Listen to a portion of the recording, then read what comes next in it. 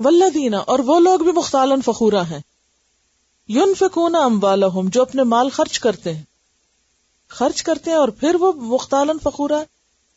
ہاں، ریا الناس، لوگوں کو دکھانے کے لیے، تاکہ لوگ دیکھیں، خوش ہوں اور تعریف کریں. تو پھر مقصد پیچھے کیا ہے؟ سیلف پریز، ذات کی بڑائی مقصود ہے نا، وہاں خرچ کرتے ہیں. ولا یؤمنون باللہ ولا بالیوم الآخر، ایسے لوگ نہ اللہ پر ایمان رکھتے ہیں اور نہ آخرت کے دن پر. اللہ پر ایمان لانے میں کیا کیا چیزیں شامل ہیں؟ اللہ کے وجود پر ایمان لانا کہ اللہ موجود ہے، اللہ کی ربوبیت پر کہ وہ رب ہے، اس کی الوہیت پر کہ وہ الہ ہے، اس کے اسماء اور صفات پر. تو یہ ایمان میں سب چیزیں شامل ہیں. ایسے لوگ اللہ پر ایمان ہی نہیں رکھتے، ولا بالیوم الآخر، اور نہ آخرت پر ایمان رکھتے. اگر ان کا اللہ پر ایمان ہوتا تو وہ کبھی بھی بخل نہ کرتے اور کبھی ریاکاری نہ کرتے، اور اگر آخرت میں جزا ملنے کی توقع ہوتی تو وہ ان گھٹیا صفات کو اپنے سے دور کر دیتے. تو اس سے یہ پتہ چل رہا ہے کہ دکھاوا کرنے والے کا دراصل ایمان کمزور ہوتا ہے. ریاکاری دراصل ایمان کی کمزوری سے وجود میں آتی. تو اس سے ایک اور بات یہ بھی پتہ چل رہی کہ جو شخص درست کام نہیں کرتا وہ پھر غلط کام میں لازم مبتلا ہو جاتا.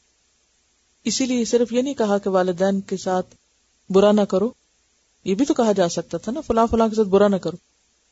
کیا کہا؟ اچھا کرو، کیونکہ اگر اچھا نہیں کرو گے تو گر کے کہاں آ پڑو گے؟ برائی میں آپ گرو گے. کیونکہ یہاں بخیل اللہ کا حق نہیں دیتے تو مال تو بچ جاتا ہے. اب وہ مال تو خرچ ہونا ہے، جب صحیح جگہ نہیں خرچ ہوا تو کہاں خرچ ہوگا؟ غلط جگہ لازمن ہوگا. اسی طرح جو شخص اپنی انرجی، اپنی طاقت، اپنی عقل، سوچ صحیح کاموں میں نہیں لگاتا وہ کہاں لگتی ہیں عام طور پر؟ اللہ نے آپ کو اگر بہت اچھا ذہن دیا، کوئی مفید کام اس سے آپ نہیں لے رہے تو نتیجہ کیا ہوگا؟ تخریب کاری. آج دنیا میں جو تخریب کاری اور ٹیررزم کا اتنا شور ہے اس کی بنیادی وجہ یہی ہے کہ جب آپ کے پاس کوئی صحیح کام کرنے کو نہیں، صحیح سوچ نہیں، تو پھر آپ کیا کریں؟ فساد کریں، تخریب کریں، خرابی کریں. پھر اس کے بعد آپ دیکھیے کہ وَمَن يَكُنِ الشَّيْطَانُ، اس کی ایک وجہ یہ ہوتی ہے کہ شیطان انسان کا ساتھی بن جاتا ہے، اور جس کا بن جائے یا ہو جائے الشیطان شیطان لہو قرینن، اس کا ساتھی، فساء قرینا، تو بہت بدترین ساتھی بن جاتا ہے. جس انسان کا ساتھی شیطان بن جائے پھر وہ بدترین ساتھی.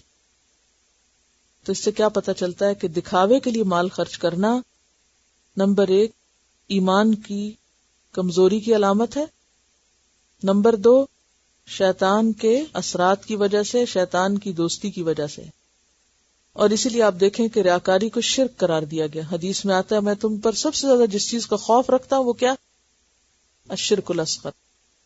قلنا وما الشرک الاصغر، ہم نے پوچھا یا رسول اللہ وہ شرک اصغر کیا ہے؟ آپ نے فرمایا کہ جس نے یہ سب کام دکھاوے کے لیے کیا، یعنی وہ عبادت کیا بن گئی؟ عبادت کی بجائے شرک بن گیا. اسی لیے ابتدا میں کیا کہا؟ وَاعْبُدُوا اللَّهَ وَلَا تُشْرِكُوا بِهِ شَيْئًا، اس کی عبادت کرو اور اس کے ساتھ کسی کو شریک نہ کرو، یعنی دکھاوا نہ کرو. تو اس میں ایک اور بات ہی پتہ چلتی ہے کہ جہاں ایک چیز کا اثبات ہے تو دوسری چیز کی نفی ہے، اور وہ شرک کی نفی ہے. کیونکہ بعض لوگ عبادت بھی کرتے ہیں اور اس کے ساتھ ساتھ شرک بھی کرتے ہیں.